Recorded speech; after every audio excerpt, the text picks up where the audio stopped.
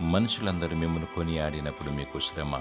లూకాసువార్త 6:26 నిన్ను మెచ్చుకునేవాడు దేవుడే, నీకు ప్రతిఫలం దయచేవాడు దేవుడే. దేవుడు అంతరేంద్రియములను పరిశోధించువాడు, హృదయ రహస్యాలను ఎరిగినవాడు. మనుషులు పైరూపాన్ని చూస్తారు, దేవుడు హృదయాన్ని చూస్తాడు. మనుషులు చెడ్డవారిని మంచివారు అంటారు, మంచివారిని చెడ్డవారు అంటారు. వారు తప్పుడు సర్టిఫికెట్ ఇస్తారు. నీ వద్దనున్నది లాక్కోవడానికి ముఖస్తుతి చేస్తారు. నిన్ను కొనియాడుతారు, చివరికి నిన్ను శ్రమల పాలు చేస్తారు.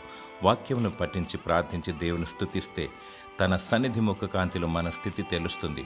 హృదయపూర్వకంగా దేవుని పాదాల చెంత తగ్గించుకుని కృప దేవుడు నీకు అనుగ్రహిస్తాడు. నిన్ను నీవు తగ్గించుకో, హెచ్చించబడదవు. దినదినం ప్రభు కొరకు చనిపో, పునరుత్థాన శక్తిని పొందుకుంటావు. యేసుక్రీస్తు ప్రభునందు రక్షణ మారు మనసు పొంది ఆయన నామంలో బాప్తిసం తీసుకొని లోకానికి వేరై పరిశుద్ధత కలిగి ప్రత్యేకింపబడి వధూ గుంపులో ఉండినచో ఎత్తబడదవు. దేవుడు నిన్ను శ్రమల నుండి తప్పించి ప్రత్యేకపరిచి నిన్ను దీవించునుగాక. ఆమేన్.